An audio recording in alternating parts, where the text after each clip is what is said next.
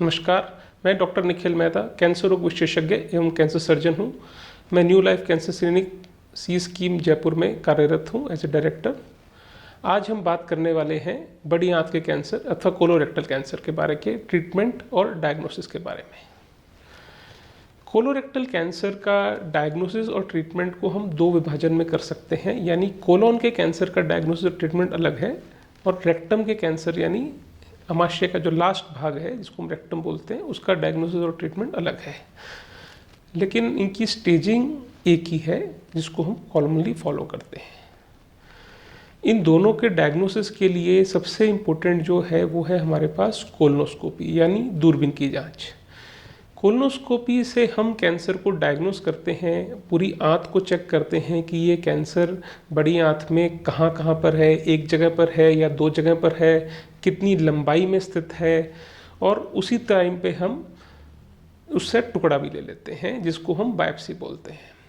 Biopsy के लिए हम एक छोटा सा टुकड़ा लेते हैं जिसको हम बाद में पैथोलॉजिस्ट के पास माइक्रोस्कोपी के लिए भेजते हैं कि ये किस टाइप का कैंसर है, एडिनोकार्सिनोमा है या स्क्वेमस सेल कार्सिनोमा है या कभी कभी लिम्फोमा है या फिर ये प्री कैंसरस कंडीशन है, ये हमें बायोप्सी बताती है।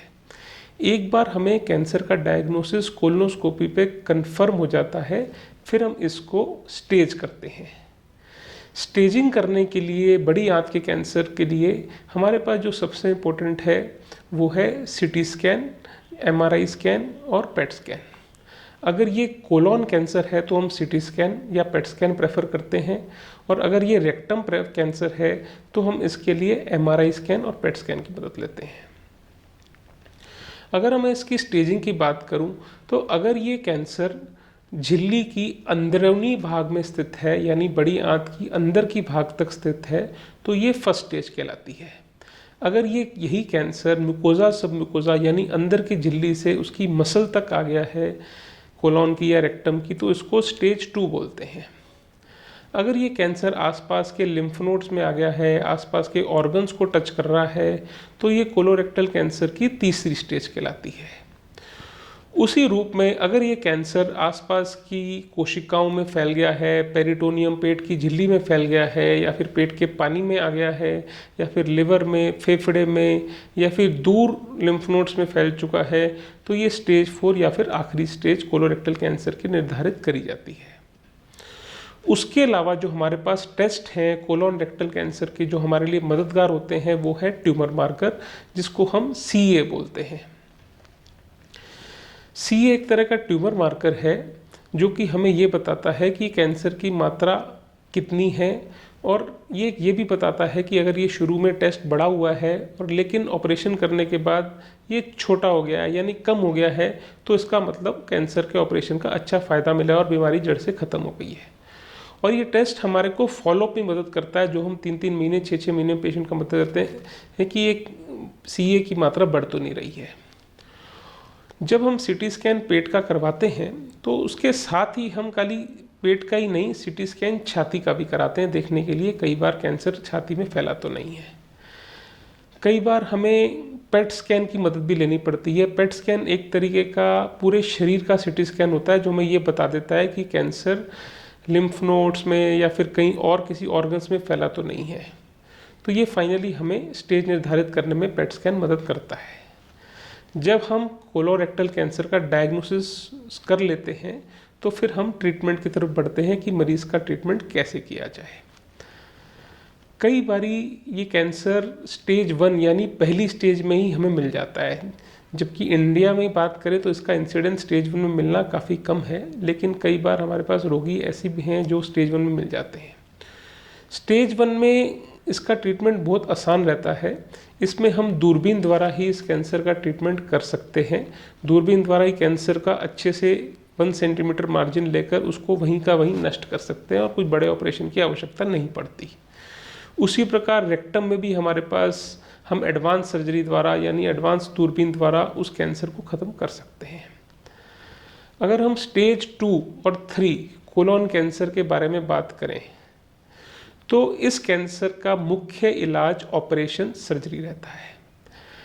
इसकी सर्जरी हम ओपन मेथड यानी पेट खोलकर भी कर सकते हैं, और आज की दुनिया में हमारे पास एडवांस तरीके हैं जिसमें लेप्रोस्कोपिक सर्जरी या फिर रोबोटिक सर्जरी द्वारा भी इस कैंसर का ऑपरेशन संभव है, जिसमें कि मरीज़ को कम परेशानी होती है, दर्द कम होता है और उसकी रिकवरी अच्छी होती है और वो जल्दी ऑफिस जा सकता है, जिसके कई फ़ायदे हैं। अगर ये कोलोन कैंसर है और स्टेज 2 और 3 में है तो इसका ऑपरेशन डिपेंड करता है कि ये सीधे हाथ यानी राइट साइड की कोलोन में है या फिर लेफ्ट कोलोन में है या सिग्मॉइड कोलोन में है। तीनों में ऑपरेशन अलग रहता है। मुख्य रूप से ऑपरेशन के बारे में बात करूं तो हम जिस भाग या आंत में कैंसर होता है उसको मार्जिन के साथ 10 सेंटीमीटर के मार्जिन के साथ काटते हैं और आंतों को आपस में जोड़ते हैं, जो कि हेल्दी इंटेस्टाइन होती है, आपस में सूचर द्वारा या फिर स्टेपलर पद्धति द्वारा आपस में जोड़ देते हैं। उसके बाद आदमी खुद से खाना पीना नॉर्मल तरीके से खा सकता है। अगर ये कैंसर राइट साइड यानी सीधे हाथ को होता है तो उस ऑपरेशन को हम राइट हेमिकोलेक्टमी बोलते हैं। अगर ये बीच की आंत में यानी कि ट्रांसवर्स कोलोन में होता है तो उसको हम ट्रांसवर्स कोलेक्टमी बोलते हैं। अगर यही कैंसर लेफ्ट साइड की कोलोन में होता है तो उसको हम लेफ्ट हेमिकोलेक्टमी बोलते हैं। अगर यही कैंसर सिग्मॉइड यानी सबसे लास्ट जो कोलोन का पार्ट होता है उसमें होता है तो उसको हम सिग्मॉइडेक्टमी या सिग्मॉइड कोलेक्टमी बोलते हैं। जब भी ये ऑपरेशन करते हैं तो उसके बाद हम इसके टुकड़े को जांच के लिए भेजते हैं, जिसमें हम पैथोलॉजिकल स्टेज देखते हैं। उससे हम ये निर्धारित करते हैं कि हमने इस कैंसर में कितना अच्छा ऑपरेशन किया। इस कैंसर में जब हम ऑपरेशन करते हैं तो हम आंतों के साथ आसपास के टिश्यू को भी निकालते हैं और आसपास के लिम्फ नोड्स को भी निकालते हैं, जिसको हम लिम्फेटिक सिस्टम भी बोलते हैं। और इसमें हमें कम से कम 12 लिम्फ नोड निकालने जरूरी होते हैं इस ऑपरेशन को कंप्लीट करने के लिए। आजकल ये एडवांस पद्धति द्वारा किया जाता है, जिसको हम CME या कंप्लीट मेसोकोलिक एक्सीजन भी बोलते हैं। फिर पैथोलॉजी में इसकी स्टेज निर्धारित होती है कि ये स्टेज 2 है या स्टेज 3 है या स्टेज 1 है। उसके आधार पर हम निर्धारित करते हैं कि इस पेशेंट को आगे कीमोथेरेपी की आवश्यकता होगी या नहीं होगी, या फिर उस पेशेंट के लिए सिर्फ सर्जरी ही खाली है। उसी प्रकार अगर हमारे पास रेक्टम मल द्वार के रास्ते का, जिसको हम लास्ट पार्ट बोलते हैं, उसका कैंसर मिलता है तो उसको हम पहले कीमोथेरेपी और रेडियोथेरेपी के मिश्रण से इलाज देते हैं, जिसको हम न्यू एडजुवेंट कीमोथेरेपी और रेडियोथेरेपी बोलते हैं, जो कि 3 से 4 हफ्ते तक चलती है।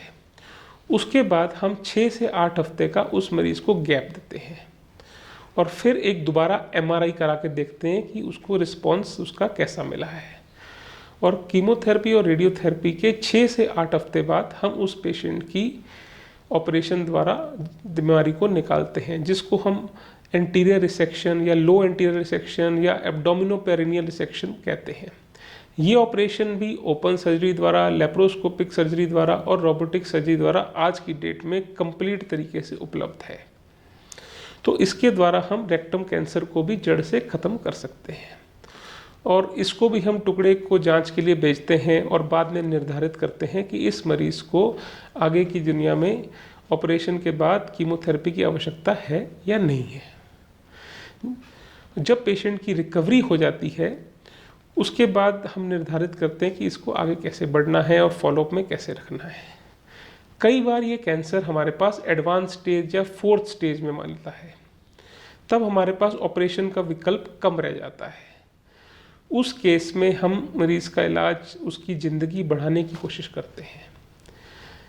आज के दौर में हमारे पास ऐसी भी दवाइयाँ हैं जब इन दवाइयों के साथ भी मरीज़ कैंसर फैलने के बाद भी 2 साल या 3 साल निकाल पा रहा है, जिसको हम इम्यूनोथेरेपी या फिर टारगेट थेरेपी भी बोलते हैं, जिससे कि हम कैंसर के 4th स्टेज के रोगियों को भी एडवांस स्टेज में भी अच्छी लाइफ क्वालिटी दे पा रहे हैं।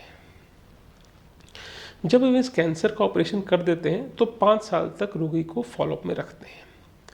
इस कैंसर का फॉलोअप हर 3-3 महीने में होता है और अब लगातार हम मरीज़ की सोनोग्राफी, CT स्कैन और MRI करवाते रहते हैं कि कहीं ये कैंसर दोबारा तो नहीं आ रहा है या फिर उसके कोई लक्षण ऐसे तो नहीं है या फिर फैला हुआ तो नहीं है। इस कैंसर के ऑपरेशन के रिजल्ट्स आज की डेट में सेकंड और थर्ड में बहुत अच्छे हैं, लेकिन हमें इसमें जागरूक होना जरूरी है कि अगर ये कैंसर है तो हम इसको अवॉइड नहीं करें, गलत चक्रों में नहीं फंसें और टाइम पे अपना ऑपरेशन कराएं और कैंसर से निदान पाएं। धन्यवाद। देखिए, इस कैंसर का इलाज आज की डेट में पूर्ण रूप से संभव है। अगर ये कैंसर हमारे पास फर्स्ट स्टेज में होता है तो हम 100% आपको सर्वाइवल दे सकते हैं 5 साल से ज़्यादा का। लेकिन अब मेरे पास ऐसी टेक्नोलॉजी भी है कि हम फर्स्ट स्टेज में हम दूरबीन द्वारा भी इस कैंसर को ख़त्म कर सकते हैं, लेकिन सेकंड और थर्ड स्टेज में हमें लेप्रोस्कोपी या रोबोटिक सर्जरी या ओपन सर्जरी द्वारा इस कैंसर का खात्मा करना पड़ता है ताकि इस कैंसर को जड़ से ख़त्म कर सकें। आज की डेट में हमारे पास इतनी एडवांस टेक्नोलॉजी है कि 80% पेशेंट सेकंड या थर्ड स्टेज में ऐसे हैं जो कि 5 साल से अपना नॉर्मल जीवन जी पा रहे हैं।